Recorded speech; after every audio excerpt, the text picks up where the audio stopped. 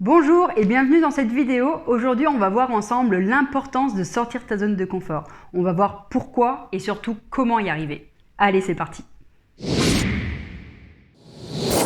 Avant de passer sur le pourquoi et le comment sortir de ta zone de confort, je vais commencer par vous définir qu'est-ce que la zone de confort. Déjà, il faut savoir que la zone de confort est propre à chacun. Ma zone de confort ne sera pas la même que votre zone de confort. Chaque personne a vraiment une zone de confort unique. Et cette zone de confort-là, elle est définie par toutes les actions qui nous paraissent simples, toutes les actions qui nous demandent aucun effort pour le faire, ou en tout cas qui nous challenge pas du tout, qui nous donnent vraiment aucun défi, qu'on sait qu'on va y arriver, c'est vraiment confortable à faire. Et donc il est vraiment important de sortir de cette zone de confort-là, parce que c'est la seule solution qu'il y a pour progresser dans la vie, pour s'améliorer. C'est la seule façon qu'il y a pour aller conquérir la vie, pour aller conquérir la liberté. Donc c'est vraiment une chose, c'est indispensable à faire pour aller au-delà de ce qu'on connaît, pour aller atteindre ces objectifs-là.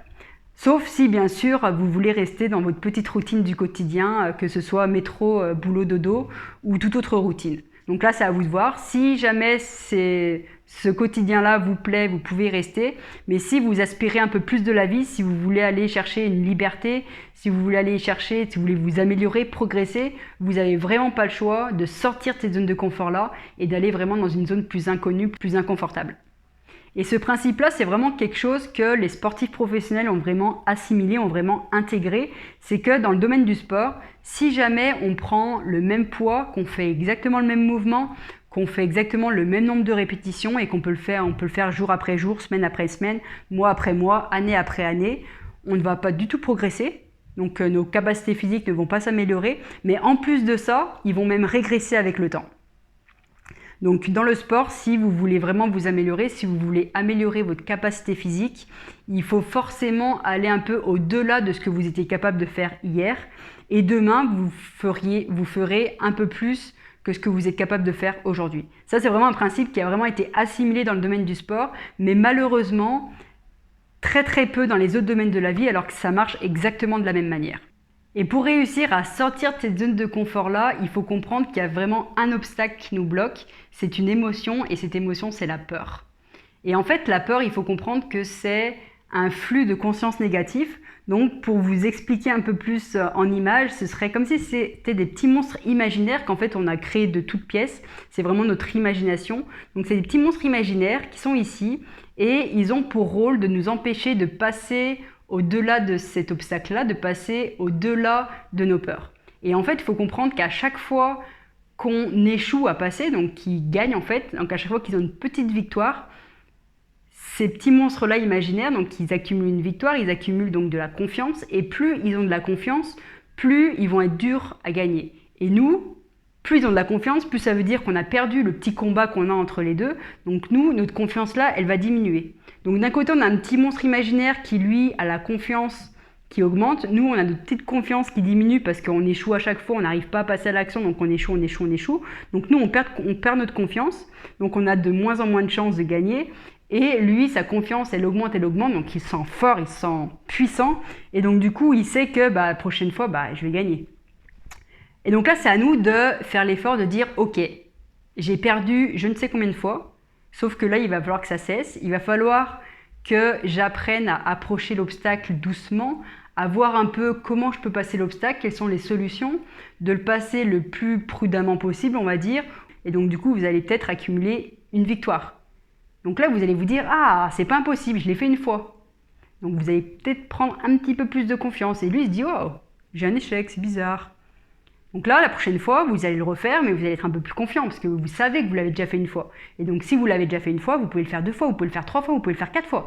Et donc, vous allez le refaire. Pareil, c'est un petit peu dur au début, vous prenez votre temps, vous allez le faire, mais vous y arrivez une deuxième fois. Donc là, votre confiance, tac, elle augmente encore. Et donc là, vous recommencez jusqu'au jour où vous êtes tellement confiant, en fait, vous allez prendre de l'élan et tac, vous allez sauter l'obstacle comme s'il n'y avait pas d'obstacle du tout. Vous allez vraiment être sûr de vous, vous allez avoir votre confiance et donc votre confiance va être vraiment énorme. Et le petit monstre là, si votre confiance elle est vraiment énorme suite à toutes les victoires du coup que vous avez réussi, le petit monstre imaginaire, lui, à chaque défaite de sa part, donc à chaque victoire de votre côté, sa confiance en lui, va diminuer. Sauf que contrairement à vous, le petit monstre imaginaire, au lieu de te dire hop, hop, hop, hop, il est hors de question que je perde, je vais vraiment me relever, puis je vais vraiment donner tout ce que j'ai pour vaincre la situation. Lui, il est tellement mauvais perdant qu'en fait, il perd espoir et il fait hop, hop, hop, hop, je m'enlève. Et donc, du coup, il disparaît. Et vu que ce petit monstre-là, il disparaît, l'obstacle qui se trouvait entre votre zone de confort et cette tâche-là qui était inconnue à vous, va disparaître. Et donc, du coup, cette tâche-là va venir dans votre zone de confort. Et c'est vraiment ça, en fait, qu'il faut faire. Il faut essayer d'affronter ces portes de face. Parce que malheureusement, des fois, on n'a pas trop le choix. Donc, il faut vraiment affronter ces portes de face pour, jusqu'au jour, augmenter vraiment de plus en plus notre confiance pour que ça devienne facile et pour que la confiance du petit monstre imaginaire diminue jusqu'à ce que le petit monstre imaginaire jette les gants et se dise « Non, c'est trop pour moi, je m'en vais ». Donc, si vous avez peur de l'avion, par exemple, allez sur Internet, allez prendre un billet d'avion. Comme ça, vous n'allez pas avoir le choix de le faire.